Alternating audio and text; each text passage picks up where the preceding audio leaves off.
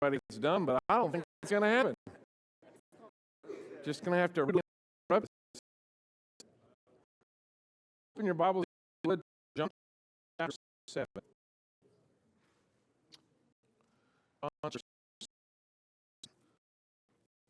This one's going to be tougher. Anybody who is stubborn? Okay, good answer. Years ago, with I was talking with someone, and they're that we put together this, trying to keep all this safe. You know what I mean? This third person has some health issues. At least they have a significant relationship to a few things. So I ride along with this person. They, notice don't have trouble. Yes, sure are. Well, to them.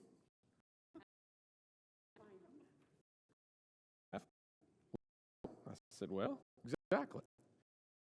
And then this person was, well, sometimes you just got to talk directly to people.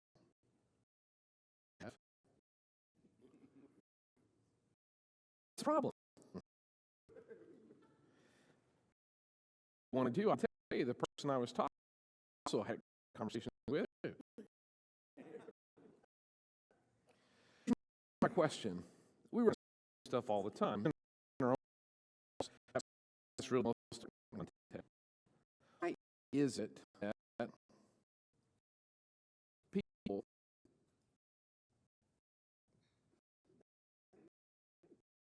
relate it? Well, why is that?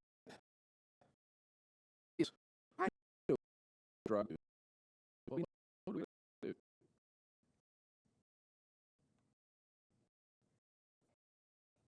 Yourself.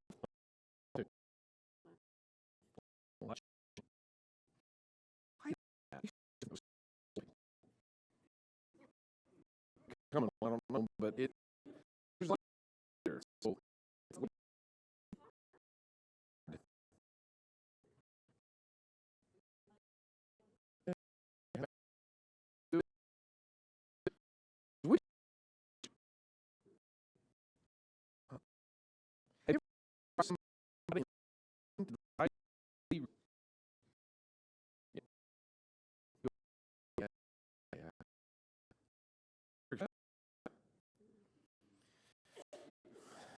all right, so what's the work take to get through the body and changes and everything's better now? What's it take?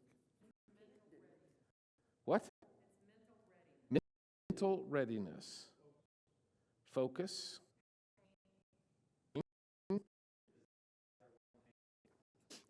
Miss Iris is trying to say it. Everybody's talking. It's hard, and we don't change it. It is a discipline we do not enjoy. Amen. You got to change.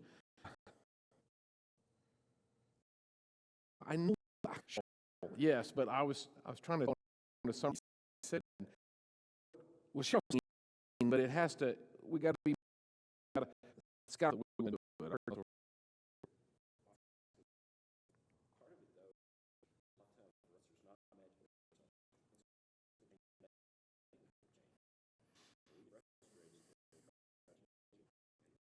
Yeah, we get frustrated because we cannot change people. Like what Dee said, they have to change, or we has to want it. Pulling around the same issue, it comes back to this readiness or a decision I have to decide, and unfortunately, often than not, I won't decide until I actually, because there's something pushing me.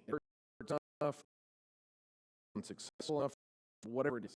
Well, the reason why I'm asking all these questions, have you thought about what it must have been like to be Jesus and teach? And watch when they say, nah.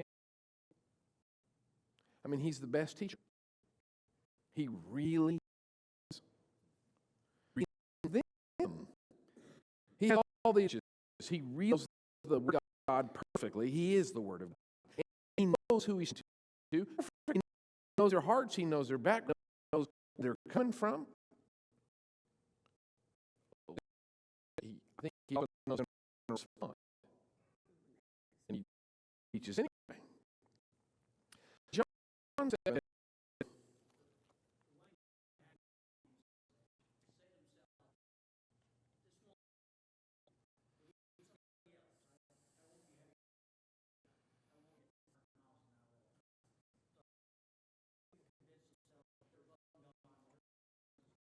okay, that's a statement. I'd not say that would be growing worse than maybe everything that consequences won't follow our actions. Won't have any. John said, tough chapter because I've spent some time in this. It's Jesus that has me the most. If I can explain this. After it opens, it's time to go to the Feast of Booths as they move to the Passover season. And while that's coming, first verse, Jesus isn't willing to go to Judea because the Jews are seeking to kill him. That's a little bit of a theme that runs through this chapter. Conversation points along the way. Jesus is hesitating, saying in Galilee is because of the hostility built against him. Verse 2, verse 3, therefore his brothers said to him, leave to Judea so that your disciples also may see your works doing.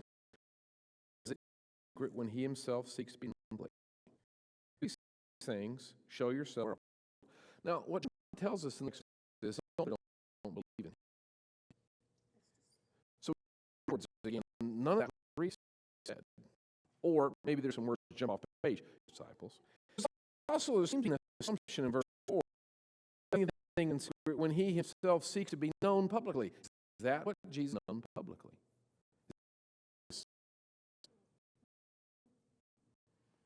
But that seems to be his brother's interpretation motive, why he's doing what he's doing, be it the miracle or the teaching or going out and about. Matthew, just real quick, we're going to make flying reference. Matthew 13, paragraph, verse 3. Finish the parables, came home again teaching. So they were astonished. They said, where did they get wisdom? I think it's interesting. They don't deny either. They don't deny his and they don't, and yet they it. 5 is not this the carpenter's son, and mother called Mary, and his brothers Joseph and Judas, and his sisters are then did this man get up and to offend him? How do they accept his wise and power ended claim?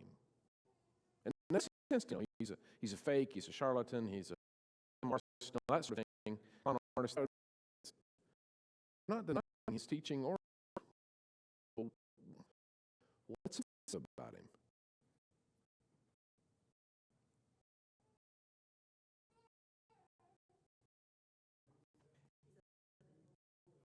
He teaches they don't believe, and if he's as he is, then they don't like what he's teaching. And I suspect that may be the key to this chapter. They don't like what he's teaching. You cannot like something at least true. You can be shown truth. It can make total sense and be absolutely on order. But I don't like it. I mean, there's people who think that eating wolf pieces are healthy, which is the old things are nasty. Yeah, take the pepper off and eat that. There's people that think that's okay. See, you can tell me anything you want to tell me. You can show me all the news. I don't like it. Don't get me started on that's like rape roadkill. The third thing is, or the phenomenon, and you see in of Matthew, they don't teaching. They can't. They just won't accept it. Sisters, 4 brothers and sisters at least plural, didn't believe that he was Christ when they were growing up. They rejected him. Now, we'll know of at least two, James and Jude, that will believe in him after the resurrection, happening to James in 1 Corinthians 15, which had, wouldn't you love to have been a fly on the wall when Jesus showed up at his brother's place and says, hey, after his death and burial. That must have been something. But Jesus says, my time is not yet here, but your time is always opportune. One of the things that will be said several times in the chapter and flows through the book, where time is not yet. We run to it the first time was they're out of wine. You know something? He says, my hour hasn't come. So Jesus is keenly aware of the time.